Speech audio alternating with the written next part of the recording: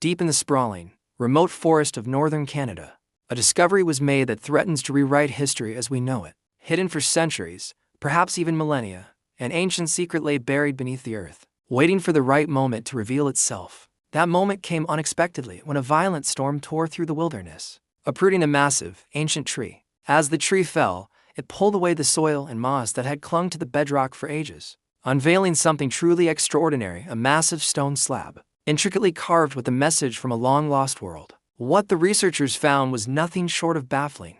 Etched into the stone were more than 250 characters, not from any known indigenous language of the region, but from a script that belonged to a distant time and a faraway land. These were Elder Futhark runes, the oldest form of the runic alphabets used by Germanic tribes centuries ago. It's a script that largely fell out of use well over 1,000 years ago, replaced by other writing systems long before Europeans were thought to have set foot in this part of North America. The mere presence of these runes, thousands of miles from their origin, was an anomaly that defied all conventional historical timelines. But the real shock came when experts began to decipher the inscription. As they painstakingly translated the ancient symbols, a familiar text emerged, one that was both deeply profound and utterly out of place. Carved with remarkable precision was the full text of the Lord's Prayer. "Our Father, who art in heaven, hallowed be thy name."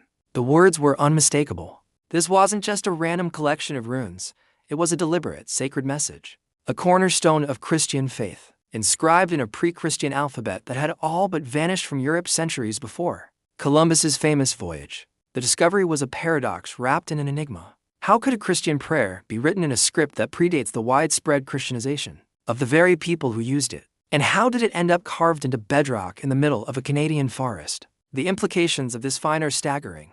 It challenges the very foundation of our understanding of pre-Columbian transatlantic contact. The official historical narrative tells us that Norse explorers, like Leif Erikson, established a short-lived settlement at Land's Ox Meadows in Newfoundland around the year 1000. But that's on the far eastern coast of Canada. This rock is located deep inland, hundreds if not thousands of miles away from any known Viking site. The journey to this remote location would have been an epic undertaking, requiring a level of navigation and endurance through treacherous terrain that is hard to even imagine. So, who could have carved it? The first and most obvious theory points to early Scandinavian explorers. Could a small, unrecorded group of Vikings have ventured much deeper into the North American continent than we ever thought possible? Perhaps they were traders, adventurers, or even exiles, pushing westward in search of new lands and resources. If so, they left behind no other trace of their journey. No settlements, no long-lost sagas, no artifacts, just this single, solitary stone. The precision of the carving suggests it wasn't a casual piece of graffiti.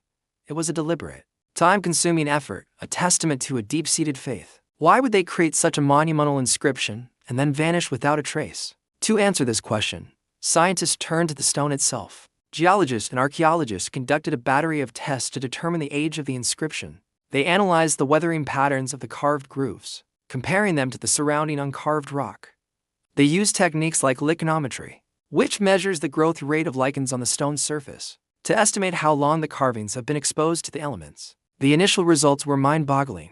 The tests suggested the carvings were incredibly old, potentially dating back many centuries, placing them well within a time frame that would make them authentic pre-Columbian artifacts. However, dating rock carvings is notoriously difficult and often imprecise. The very nature of stone means it resists giving up its secrets easily, and the results, while tantalizing, remain contested within the scientific community. This uncertainty has opened the door to other, more unconventional theories. One idea is that the inscription isn't as ancient as it seems. Could it be the work of a much later visitor? Perhaps a 19th century Scandinavian immigrant, a scholar, or a missionary with a passion for ancient history and runes. This region saw waves of European settlers, loggers, and trappers. It's plausible that one of these individuals, homesick or driven by a private intellectual pursuit, decided to leave their mark in a way that would echo through the ages. This theory explains the Christian prayer and the use of runes, but it doesn't quite fit with the scientific data suggesting a much greater age. Furthermore, why would someone go to such extreme lengths to carve a perfect, full-text prayer in an obscure script in such a remote, inaccessible location? It seems like an immense amount of effort for a private hobby. Another fascinating, though more speculative, theory involves the Knights Templar. Legends have long whispered that after their persecution in the 14th century, some Templars escaped with their legendary treasure and sacred relics, fleeing Europe for the New World. Proponents of this theory suggest they possess secret knowledge, including ancient scripts, and that they established hidden enclaves in North America. Could this runic prayer be a marker, a signpost left by these fugitive knights? It's a romantic and compelling idea, but like the Viking theory, it suffers from a complete lack of supporting archaeological evidence. It remains firmly in the realm of historical speculation. Let's return to what we know for certain. We have a massive stone, carved with the Lord's Prayer in Elder Futhark runes. It exists in a location where, according to mainstream history, it simply should not be. The surrounding area has been meticulously searched by archaeologists. They have scoured the forest for miles in every direction, looking for any clue that could shed light on the carvers. They've searched for the remains of a campsite, a forgotten settlement, a lost tool, a burial site, anything, and they have found absolutely nothing. It's as if the carvers materialized, etched their message into the bedrock, and then vanished into thin air. This complete absence of context is what makes the discovery so profoundly mysterious. Artifacts usually exist within a web of other finds. A piece of pottery is found near a hearth. A weapon is found in a grave. These connections help us build a story. But the Lord's Prayer rock stands alone. It's an isolated piece of data, a message without a sender, a historical island in the middle of an untamed wilderness. Its purpose is as elusive as its origin. Was it a declaration of faith in a new land? A memorial to a lost companion?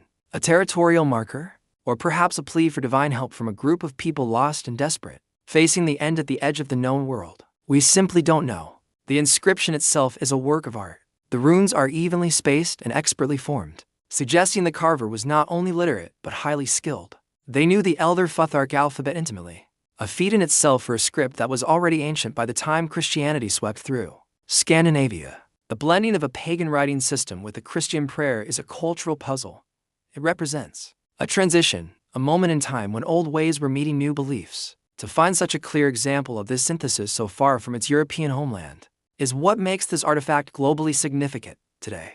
The Lord's Prayer rock remains one of the most compelling and frustrating archaeological mysteries in the world. It's a silent testament to an unknown chapter of human history. It whispers of epic journeys, of unwavering faith, and of a story that has been lost to time.